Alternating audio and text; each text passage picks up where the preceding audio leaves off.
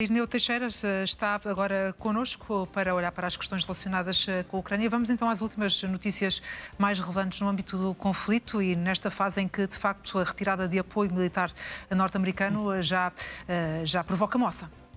Por alguma razão o fizeram. Vamos começar desta vez por Portugal. Portugal é notícia na Ucrânia. Foi através dos ucranianos que soube que todos os 8 helicópteros de transporte médio, a designação é SA-330L Puma, que já chegaram à Ucrânia. Não sei se foram num pacote só, se foram de uma vez só, mas os ucranianos estão agradecidos a Portugal, fizeram inclusive uma publicação a agradecer, a dizer que os 8 que estavam previstos tinha a ver com um pacote de ajuda português de 2024 no valor de 221 milhões de euros. Portanto, está englobado neste pacote de ajuda. O que estava previsto para 2024 já está cumprido, foi cumprido agora, já com um bocadinho de atraso, mas nós também somos portugueses, eles têm que perceber isso, que nós não cumprimos muito horários, mas estão lá. Eu recordo que estes helicópteros não têm nada a ver com os Kamov, são outros helicópteros. Estes vieram já desde a Guerra do Ultramar, foram usados, porém, depois da Guerra do Ultramar, sofreram programas de modernização. Estes helicópteros com novos radares, com um sistema de navegação autónomo e agora estes, inclusivamente, permitem o lançamento e orientação de mísseis Exo-7. São mísseis franceses antinavio. Obviamente que é uma mais-valia, é uma ajuda, é a que é possível e os ucranianos estão gratos e sim, de facto, eles sabem agradecer. Começamos por Portugal.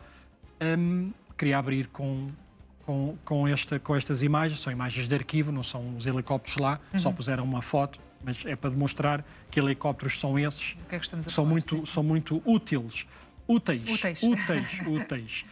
Centenas de ataques, foi o que aconteceu à Ucrânia. Vamos para o vídeo seguinte. Perguntaste-me que, de facto, a Ucrânia não tem as cartas todas, como disse o Sr. Trump, não tem ases de trunfo, mas o Sr. Trump o que fez foi... Até ao contrário, que a Rússia é que tem as cartas todas, os trunfos todos na mão. Foram entregues de mão beijada, por alguma razão foram. E já lá vamos, eu queria recordar esta semana, é um vídeo que demonstra o que se passou na última semana. Uma semana de ataques massivos por parte da Rússia. Terrível, uma semana mesmo terrível. A aproveitar, de facto, a janela, foi uma janela de oportunidade que os Estados Unidos deram à Rússia. E que, tal como o Trump disse, Putin fez muito bem em aproveitá-la. Eu nem vou comentar. Mas já vamos aprofundar. Não, exato. Sim, infelizmente eu vou aprofundar, mas porque não merece comentário. Faz-nos agora esse balanço. 1.200 bombas aéreas. 1.200 bombas aéreas ou guiadas, aquelas que a Ucrânia tem dificuldade em interceptar. Uma semana, 1.200 destas bombas causam tanta destruição. 870 drones de ataque. Os grandes, o Shahed, e 80 mísseis. Isto numa semana. Obviamente, se a Ucrânia não tem acesso a detalhes de informação, à inteligência, se não tem acesso às comunicações, é um alvo fácil e é difícil interceptar todos estes ataques aéreos.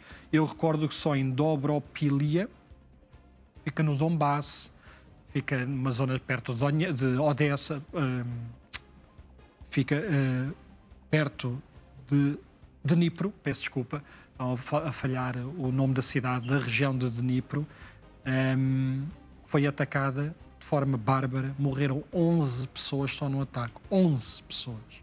11 civis.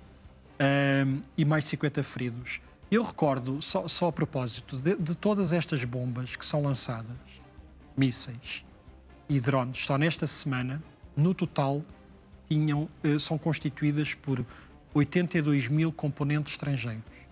Portanto, há 82 mil pecinhas, componentes que são usadas nestas armas que vêm fora da Rússia e que lá chegam. E com esses componentes a Rússia continua a operar na sua indústria de matança, a sua indústria de defesa, a sua indústria militar para matar os vizinhos. Como é que estes 82 mil componentes lá chegam? É a pergunta que sabemos mais ou menos também as rotas, já falamos sobre elas aqui. A propósito desta barbaridade, eu trago só aqui uma frase do primeiro-ministro polaco, do Tusk, Donald Tusk, que tem estado aqui a entabular também uma grande discussão com Elon Musk nas redes sociais, mas pronto, para outras núpcias. Por causa da Starlink. Starlink, exatamente, as coisas, como sabes. Mas mandou esta mensagem aos Estados Unidos da América. Vocês estão a tentar acalmar as bestas desta forma, ele diz, mas isto é, quando se tenta acalmar bárbaros, a resposta é com mais bombas, com mais agressões e com mais mortes. Portanto, não tentem apaziguar a besta.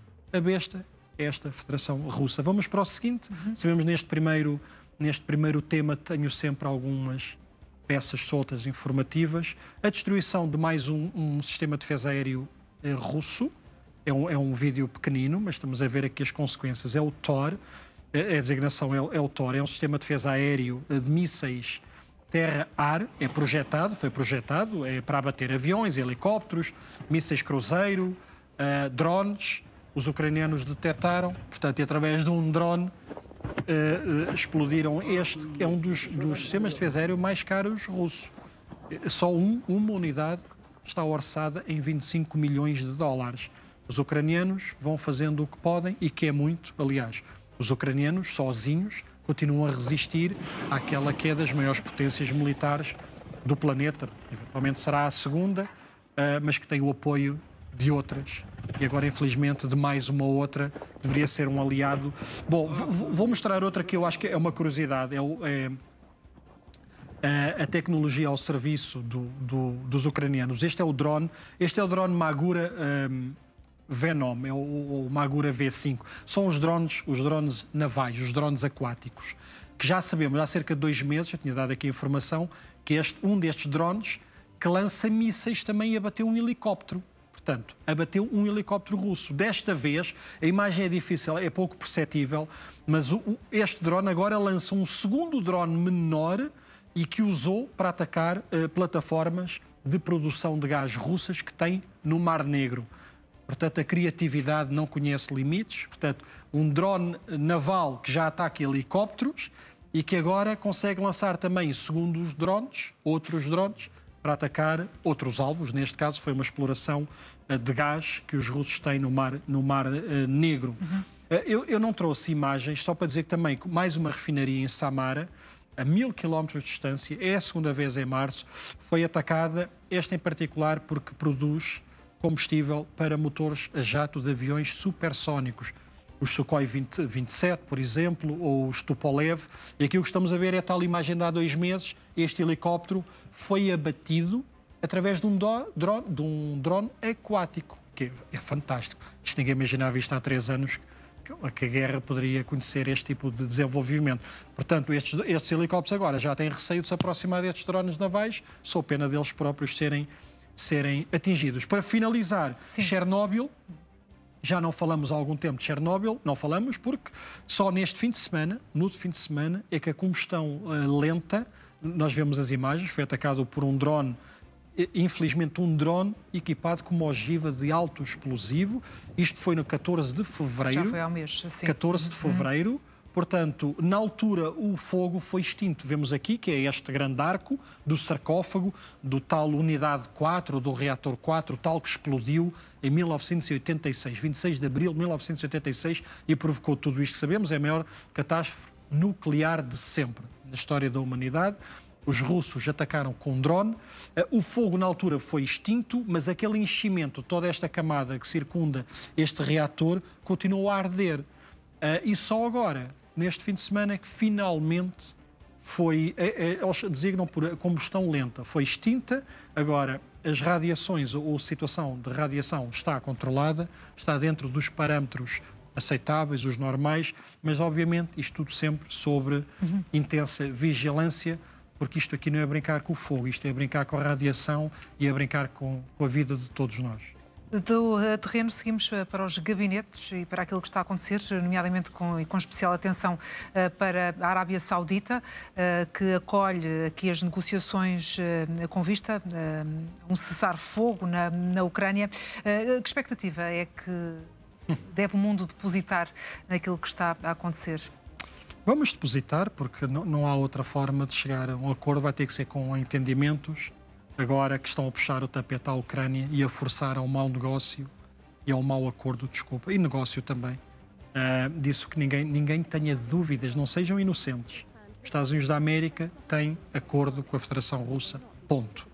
É em Jeddah, não é em Riad. E partindo desse princípio, que margem é que há aqui para a Ucrânia, no fundo, também não sair daqui completamente Olha, a Ucrânia, derrotada? Bom, Zelensky vai se reunir com o príncipe herdeiro, isso já se sabia, e depois a delegação ucraniana, que será com o chefe de gabinete Exatamente, Yermak, Zelensky não estará presente. Sibiga é o ministro dos Negócios Estrangeiros, Umerov é o ministro da Defesa. E também um vice-chefe do gabinete, Pavlo Palitsa, ele foi um militar, é um militar muito conhecido, agora também é vice-chefe do gabinete. Portanto, são estes 4 elementos que vão estar a ouvir também aquilo que vai ser proposto pela delegação ou equipa negocial dos Estados Unidos da América. Sabemos perfeitamente, isto é amanhã é o que está previsto, amanhã estarem a discutir. Sabemos que o ponto número 1 é o tal acordo sobre os minerais. E então, confirma-se que será sempre o ponto de partida para, ir mais além. Sim, mas que este é um ponto de partida que agora já tem aqui umas adendas preocupantes. Além este acordo de minerais explorados nas tais terras raras que a Ucrânia dispõe e também num reatar de relações entre as partes, também se vai falar que tipo de cedências é que a Ucrânia está disponível a fazer em relação à Rússia. Isto é abrir uma caixa de Pandora, é uma vergonha. Basicamente, os Estados Unidos da América vão pressionar a Ucrânia a entregar território à Rússia.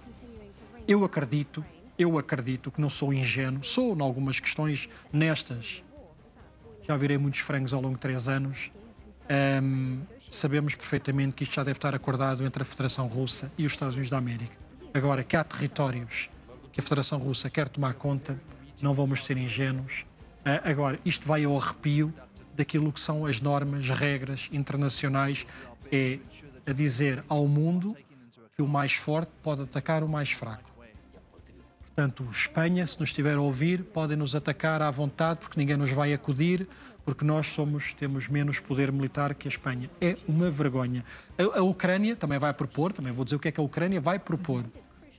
Quer um cessar-fogo e no imediato... Cessar-fogo parcial, não é? É, exatamente. No imediato, portanto, já está pronto, já, para assinar um acordo, como disseste, um acordo parcial com a Federação Russa para que se acabem os ataques com drones, os ataques com mísseis de longo alcance e os drones de longo alcance também, e operações no Mar Negro.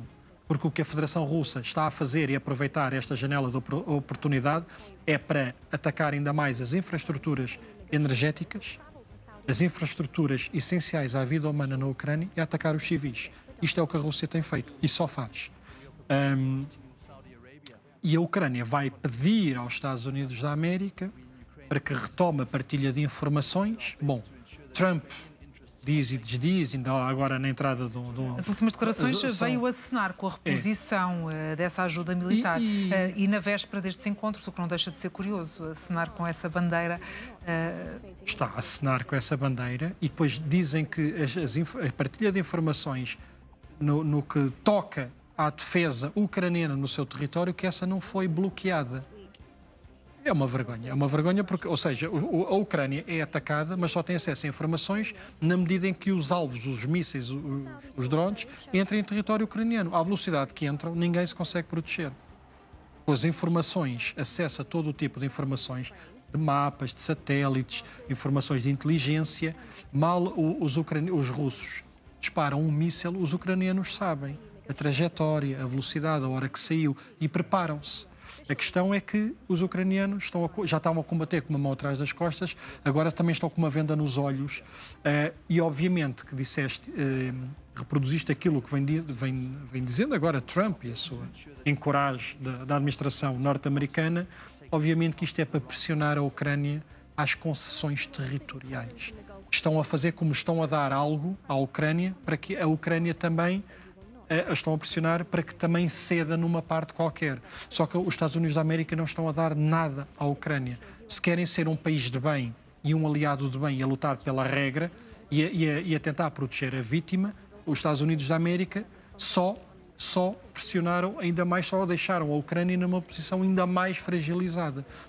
Quando a Ucrânia deveria ir para a mesa das negociações numa posição de vantagem, Os Estados Unidos da América fizeram exatamente ao contrário. Quem está numa posição de vantagem, com as cartas todas na mão, é o Sr. Putin.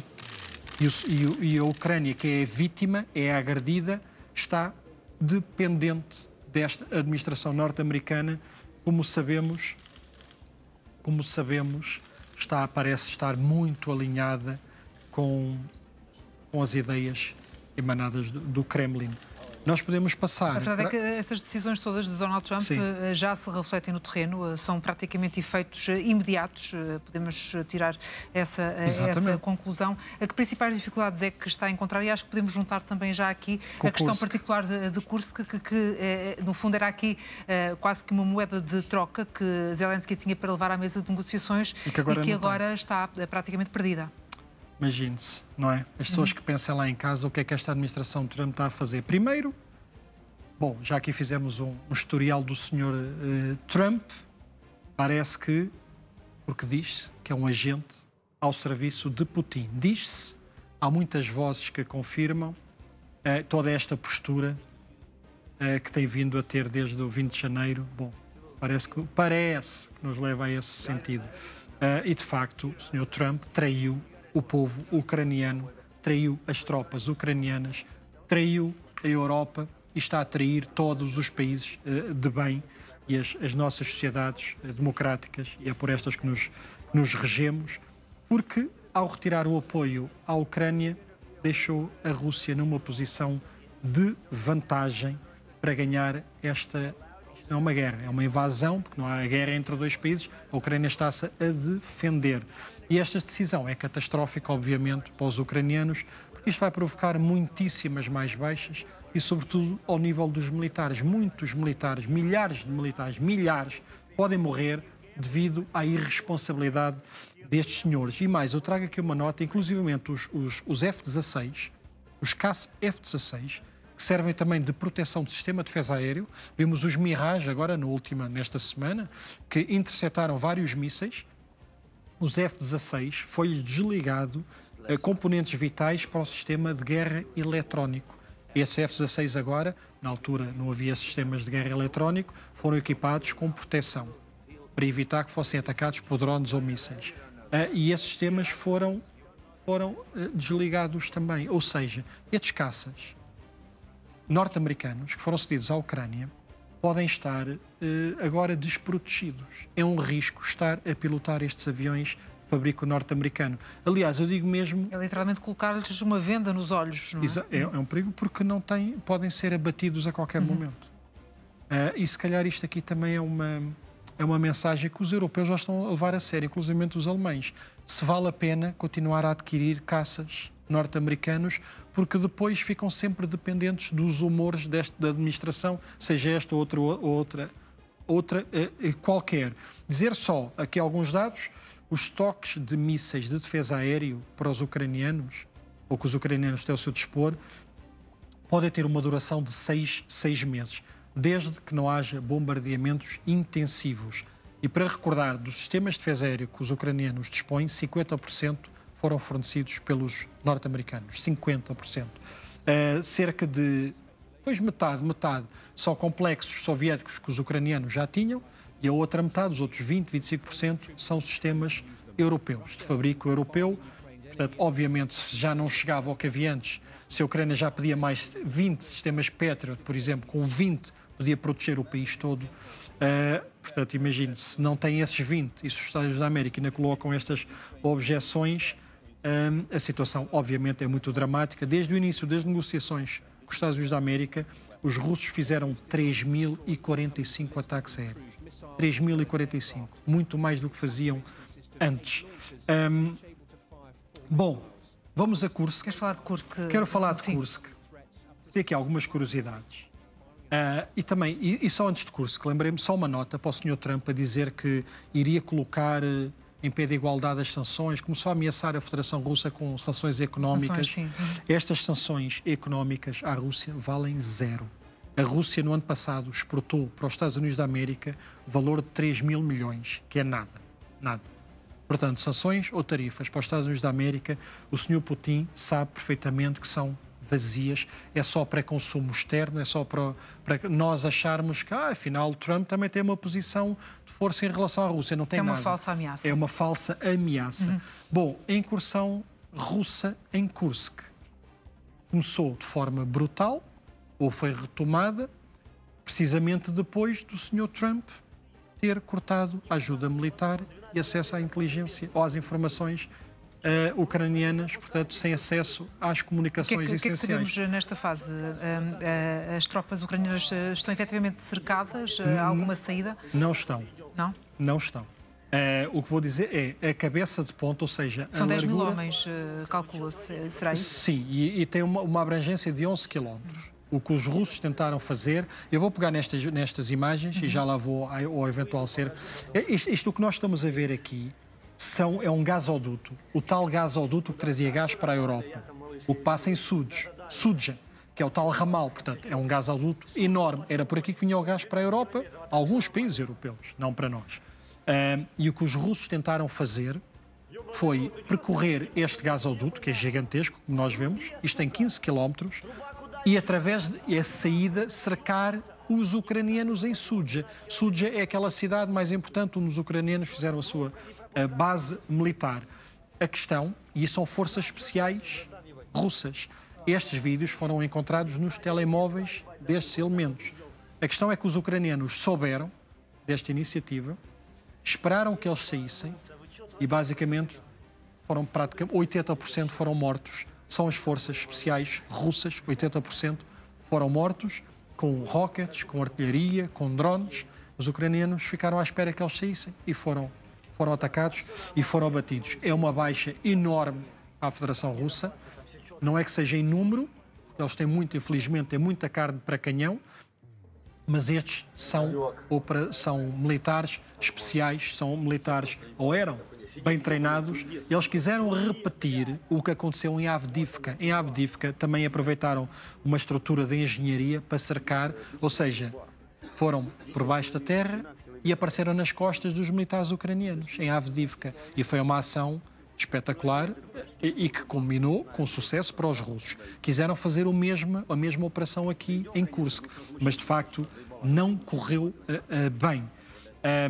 Dizer que sim, há aqui duas localidades em Kursk que os russos se apoderaram. Kurchina e Martinovka, que fica em Mala Lokna. Ou seja, os russos tomaram posições importantes, estão a avançar em Kursk e os ucranianos estão com dificuldade. Estão com dificuldade porque Trump os colocou nesta dificuldade e isto é preciso dizer à boca cheia com todas as letras. Foram traídos. Porque provavelmente isto foi negociado em Riad, a explicar, nós vamos para negociações, mas vocês têm que tirar os ucranianos do nosso território de Kursk, porque os russos sozinhos não, com milhares de norte-coreanos, são os norte-coreanos que estão a fazer esta pressão toda, falamos de 12 mil, os Estados Unidos da América estão a tirar o único trunfo que a Ucrânia tinha, era ter território dentro da Federação Russa para trocar com os seus territórios. E o que o Sr. Trump está a fazer é para que os ucranianos cheguem à mesa das negociações sem trunfo nenhum, estarem completamente dependentes e sujeitos a assinar um péssimo acordo. É um péssimo acordo para todos nós. E são esses tópicos que tu asseguras, acreditas e tens a convicção que foram efetivamente negociados antes dos Estados Unidos e com... Não vou ser inocente, não tenho dúvida nenhuma. Agora, antes das negociações, quando se fala em paz, o Sr. Trump corta a ajuda militar e, pior, corta o acesso às informações. Também veio argumentar que a Ucrânia pode não sobreviver à guerra contra a Rússia, mesmo com o apoio norte-americano. E eu podia responder assim. A Ucrânia, em 3 anos, mais de 3 anos, sobreviveu ao segundo maior exército do mundo sem estar preparado para guerra alguma. Que a Ucrânia não estava preparada para guerra nenhuma. Ponto 1. Não fosse as titubeâncias também da outra administração, de Biden, e daquele Congresso, como sabemos, que não aprovou a ajuda militar à Ucrânia durante 6 meses, os russos avançaram no Donbass, essa Avdiivka, por exemplo, Bakhmut, por exemplo. Os russos não avançariam, era nunca, Portanto, se tivesse ajuda... Nota-se que, de facto, os comportamentos dos Estados Unidos têm efeitos práticos e imediatos completamente. Nos avanços esta de uns e de outros no terreno. Esta administração está a provocar uma catástrofe à Ucrânia e para todos nós. E um desrespeito total por quem está a dar a vida e quem está a morrer há 3 anos pela liberdade e democracia. A Ucrânia tinha à frente e tem à frente o Donbass completamente estabilizado. Eu disse aqui há dias, inclusivamente pela primeira vez em 3 anos, mesmo sem mais ajudas militares norte-americanas, pela primeira vez em 3 anos, reconquistaram o território em Toretsk e em Pokrovsk. Imagine-se, mesmo com uma Federação Russa apoiada pela Coreia do Norte, pelo Irão, mesmo assim, com 3 potências nucleares, que o Irão já deve ter também mísseis nucleares e armamento nuclear, mesmo assim, a Federação Russa sem capacidade para tomar... Não conquistou uma única grande cidade em 3 anos, uma única. Donetsk e Lugansk já lá estavam. Uma única grande... Conseguiram perder Kherson, não chegaram a Zaporizhzhia. Não tem uma única grande cidade, não tem nem daqueles oblasts que eles dizem que agora fazem parte da Constituição Russa. 0, Janete. 0. E só estão agora com dificuldade. E não estão lá tropas estrangeiras. Os russos tiveram que chamar norte-coreanos aos milhares para ajudar em Kursk, dentro do seu território. Que vergonha! Que vergonha para a Federação Russa! Porque entraram lá ucranianos pelo seu território pela primeira vez em 80 anos, desde 6 de agosto, e os russos não os conseguem tirar de lá, aqueles rapazes ucranianos que são lá. Foi uma incursão que apanhou todos, de facto, de surpresa, e desde logo a Rússia, mas olha, obviamente. 12 mil norte-coreanos, e já foram buscar mais 3 mil, não é? Diz? Já vamos em 15 mil. Era uma incursão de sucesso até aqui, efetivamente. Até chegar ao Sr. Donald Trump e trair toda a gente. Trair toda a gente, se calhar a demonstrar que as ligações que tem ao Kremlin, que as ligações que tem ao Putin, que se calhar são muito perniciosas, são verdadeiras, e o que é que andam a dar em troca uns aos outros. Portanto, isto já foi tudo arquitetado nas costas de toda a gente. Isto é uma vergonha. O que está a acontecer em Kursk é a vergonha completa, e pode acontecer que os ucranianos têm que se retirar de lá, porque para os ucranianos a vida dos soldados vale muito. E o melhor é preservar a vida dos ucranianos, porque pior, os russos já entraram em Sumy. Os russos entraram... 3 anos depois. Exatamente, eles entraram ali numas aldeias na fronteira. Os Estados Unidos da América, nos Estados Unidos da América, o Sr. Donald Trump e o Sr. Vice-Presidente e o Sr. Secretário de Estado e o Diretor da CIA, toda essa gente, está a entregar a Ucrânia em bandeja de ouro ao Kremlin. E nós a assistirmos a esta traição em direto. Vamos ver o que é que acontece então nessas negociações na Arábia Saudita, a ver se há avanços e de alguma forma favoráveis para a Ucrânia. Vamos às histórias finais? Vamos, tenho aqui algumas, por isso também já me calei. Vamos aqui, o Dia Internacional da Mulher, e felicito-te a ti enquanto mulher e a todas as demais, porque de facto ser mulher na nossa sociedade é preciso também ser super mulher. Mas na Ucrânia, inclusivamente 8 de março, é feriado. O respeito pela mulher é tal que é feriado nacional na Ucrânia. Eu trago aqui algumas imagens de algumas mulheres e trago aqui alguns números. Primeiro, as mulheres, como sabemos, milhares delas pegaram em armas para lutar ao lado dos homens, pela independência, pelos seus filhos, pelos seus irmãos, pelos seus pais. Neste momento há cerca de 70 mil mulheres ucranianas a servir as Forças Armadas ucranianas, 70 mil, e destas 70 mil, 20 mil estão em posição de combate. 20 mil. Que mulheres! 1.500 já foram agraciadas com prémios estatais, 5 militares femininas foram homenageadas com o título mais alto que podem receber na Ucrânia, que é Heroína da Ucrânia. Infelizmente estas 5, 3 a título póstumo, porque morreram. E eu não queria deixar isto passar ao de leve. Vamos para o seguinte, porque sim, fez ontem, não estava aqui, estava em espírito. Vamos para Mariupol, porque fez 3 anos ontem, uma das maiores, mais uma, são tantas, barbaridade que estas bestas cometeram em Mariupol, que foram muitas. Uma maternidade, atacaram a maternidade, estavam bebés, mães em trabalho de parto.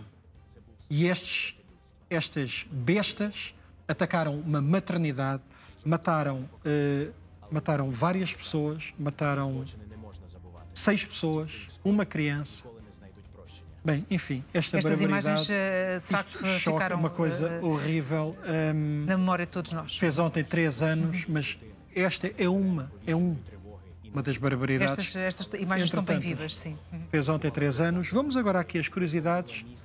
Quanto tempo tenho? Ainda tenho algum tempo? Temos cerca de 2 minutos e meio. Então vamos lá. J.D. Vance. O que é que se descobriu? O J.D. Vance tem um primo que se chama Nate Vance, que esteve a combater na Ucrânia. Não sei se sabias, ou quem lá está em casa. Descobri hoje. Este senhor é primo de J.D. Vance. Ele foi fuzileiro naval durante 4 anos, pertenceu aos corpos dos fuzileiros navais norte-americanos. No início da guerra, chocado com o que estava a acontecer, em março, foi até Lviv. Em março foi a Lviv. O Nate Vance conheceu um recrutador inglês. Ele, como tinha experiência militar, perguntou-lhe se não queria ajudar no esforço de guerra. Ele, sim senhor, em 6 meses já estava a combater no Donbass. Ele combateu no Donbass. Depois tem aqui um colega dele que se chama Dmitro, um ucraniano, que disse... Ele chegou aqui, ele era mais velho que nós. Fomos para o campo de tiro, ele pegou numa AK metralhadora, não é? Mas sem mira, sem nada, e pôs um obstáculo a 800 metros. E começamos-nos todos a rir, a dizer, o que é que ele vai fazer sem mira a 800 metros? Ele diz que acertou 5 vezes no alvo. Eles disseram, bom, nunca tínhamos visto nada assim. É um ucraniano a falar do Nate Vance. Ficou lá, combateu e teve já declarações a dizer que ele retirou-se em 2025, continua a ajudar da forma que pode a Ucrânia e disse, apesar de eu ser primo daquele senhor que está ali do lado esquerdo, não é por isso que eu concordo com aquilo que ele diz. Ele nunca se interessou sequer pela Ucrânia, nem pela minha atividade na Ucrânia. E o que fizeram neste vídeo que agora estamos a ver aqui... surgiu-se precisamente contra estes acontecimentos da Sala Oval. Chamou-lhe uma emboscada a Zelensky, a dizer, é uma vergonha, eu não vou permitir que continuem a matar os meus camaradas que estão a lutar pelo direito, pela liberdade. Ainda se tiver tenho. Curto. J.D. Vance, que se queixou, é rápido. J.D. Vance, podemos passar para o vídeo seguinte. O J.D. Vance, agora há poucos dias, neste fim de semana, foi interpelado por manifestantes ucranianos e norte-americanos, a dizer, você é um traidor, porque é que cortou ajuda militar à Ucrânia, estão a matar as pessoas, você é culpado pelas mortes na Ucrânia. Ele foi para as redes, encarou os manifestantes, foi para as redes sociais a dizer que eles eram, eu não posso ser um palavrão, shit em inglês. Já disse, mas em inglês, quem não percebe. Ele ofendeu os manifestantes, porque disse que os manifestantes foram muito ruidosos e assustaram a filha dele com 3 anos. Portanto, que foram ruidosos e a filha ficou assustada. Venham só o vídeo seguinte, que é uma menina ucraniana também com 3 anos, que está a agradecer. Esta é uma menina ucraniana com 3 anos, a sorrir, a continuar a viver. E os americanos são responsáveis, e todos, diretos, por aquilo que está a acontecer às pessoas na Ucrânia, porque até hoje não ajudaram a acabar com esta guerra e a permitir que a Ucrânia continue a ser a Ucrânia como é desde 1991. Imagem forte. Irina Teixeira, obrigada e até amanhã.